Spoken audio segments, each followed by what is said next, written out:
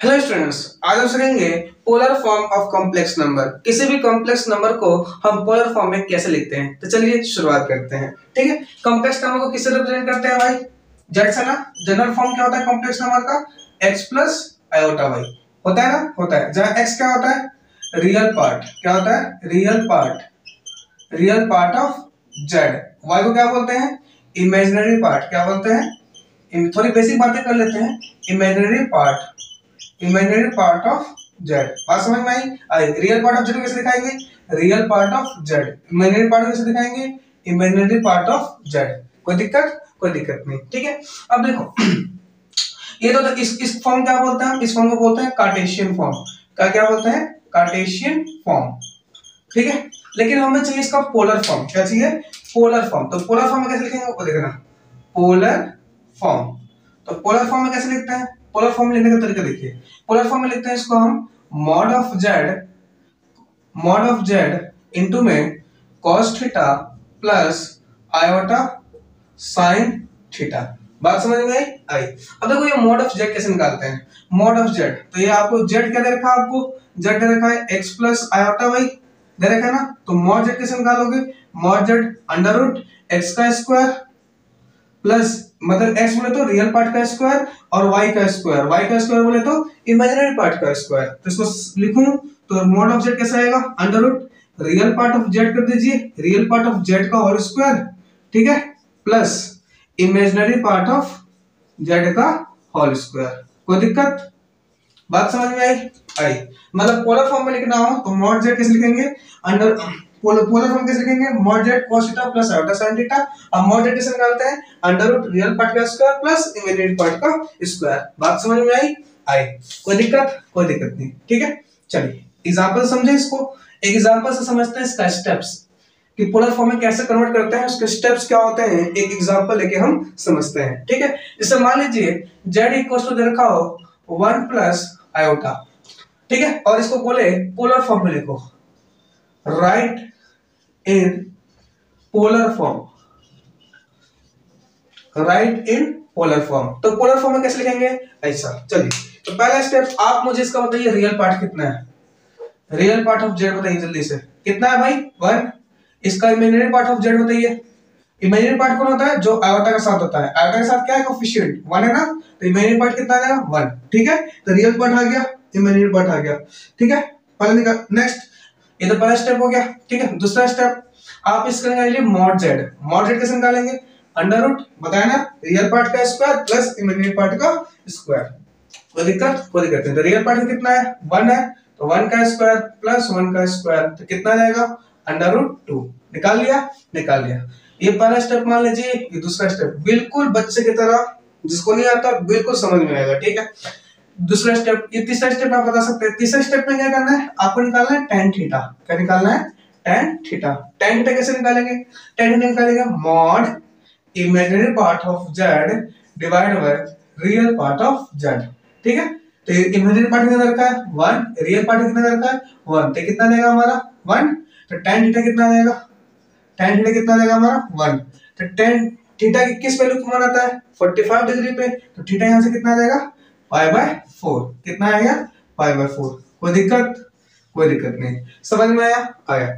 चौथा स्टेप क्या करना है? ध्यान देंगे, चौथा स्टेप काफी इंपॉर्टेंट है। चौथा स्टेप है राइट कोऑर्डिनेट ऑफ जेड का आप कोऑर्डिनेट देखिए। कोऑर्डिनेट मतलब रियल पार्ट कितना है? 1। ठीक है, इमेजिनरी पार्ट कितना है? 1। देखो इसको x है, ये y है ना। तो दोनों पॉजिटिव है। क्या है? दोनों पॉजिटिव। इसको नोट कर लीजिए, मैं थोड़ा मिटाऊंगा। नोट कर लीजिए जल्दी से, इसको मैं साइड देता हूं। कर लिया नोट? कर लिया। मिटा दो इसको, मिटा दो। देखो क्या करना है? राइट कोऑर्डिनेट ऑफ जेड लिख दिया। कितना है? 1,1। तो आपको पता होगा, 10वीं में सीखते हुए आ रहे हैं हम लोग। इसको क्या बोलते हैं? First quadrant. इसको क्या बोलते हैं? सेकंड। इसको क्या बोलते हैं? थर्ड। इसको क्या बोलते हैं? Fourth quadrant. बोलते हैं ना। फर्स्ट क्वाड्रेंट में x और y दोनों पॉजिटिव होते हैं, तो प्लस प्लस। इसमें x नेगेटिव, इसमें y पॉजिटिव। इसमें दोनों नेगेटिव, इसमें एक पॉजिटिव एक नेगेटिव। x पॉजिटिव होता है, y कैसा होता है? नेगेटिव। तो देखो कोऑर्डिनेट ऑफ जेड में राइट कोऑर्डिनेट ऑफ जेड कैसा है? xy। दोनों पॉजिटिव है। अगर दोनों पॉजिटिव है तो पहले क्वाड्रेंट में चलता है थीटा, दूसरे में चलता है पाई माइनस थीटा, तीसरा में चलता है थीटा माइनस पाई, इसमें चलता है माइनस थीटा। ये आपको बहुत याद, मतलब बहुत इंपॉर्टेंट है, याद होना चाहिए आपको। Theta pi minus theta, theta minus pi minus theta. अब देखो जो हमारा कोऑर्डिनेट आया है वो किस में है, फर्स्ट क्वाड्रेंट में है ना। तो फर्स्ट क्वाड्रेंट में क्या है, थीटा, जो थीटा है वही रहेगा। तो इसका पोलर फॉर्म क्या आ जाएगा, सीधा पोलर फॉर्म। पोलर फॉर्म क्या हो जाएगा, मॉड जेड इनटू में cos theta plus iota sin theta. ठीक है, मॉड जेड कितना है, मॉड जेड है √2 cos थीटा इधर कितना रखोगे, थीटा कितना है π/4 प्लस आयोटा π/4। तो ये रहेगा आपका इसका पोलर फॉर्म। बात समझ में आई? नोट करिए, एक और एग्जांपल लेके समझते हैं।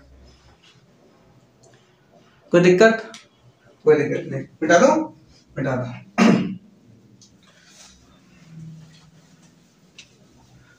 आइए एक और एग्जांपल लेके समझते हैं। ठीक है, जैसे मान लीजिए कल को आपको किसी ने दे दिया z equals to -1 minus iota. ठीक है, इसका पोलर फॉर्म लिखिए, राइट पोलर फॉर्म। कैसे लिखोगे, याद है? पहला स्टेप क्या था, इसका बताओ रियल पार्ट ऑफ जेड बताओ जल्दी से। रियल पार्ट ऑफ जेड कितना आ गया, -1। इमेजिनरी पार्ट ऑफ जेड बताओ, इमेजिनरी पार्ट कितना हो गया, -1 हो गया ना। तो रियल पार्ट ऑफ जेड -1 आ गया, इमेजिनरी पार्ट कितना आ गया, -1। दूसरा स्टेप क्या था, मॉड जेड कैसे फाइंड करते हैं, रियल पार्ट का स्क्वायर, तो -1 का स्क्वायर प्लस इमेजिनरी पार्ट का स्क्वायर -1 का स्क्वायर, तो कितना आ जाएगा, √2 आ गया। कोई दिक्कत नहीं। तीसरा स्टेप क्या था, tan थीटा कैसे फाइंड करते हैं, mod imaginary part upon real part, तो -1। ठीक है, कट गया, कितना आ जाएगा 1। तो tan थीटा कितना आ गया हमारा, 1 आ गया। तो मतलब थीटा कितना डिग्री पाएगा, π/4 पे। कोई दिक्कत नहीं। फिर मैंने बोला था कोऑर्डिनेट बताओ, क्या है ना, ये हमारा पहला स्टेप था, ये हमारा दूसरा स्टेप था, ये हमारा तीसरा स्टेप था। चौथा कोऑर्डिनेट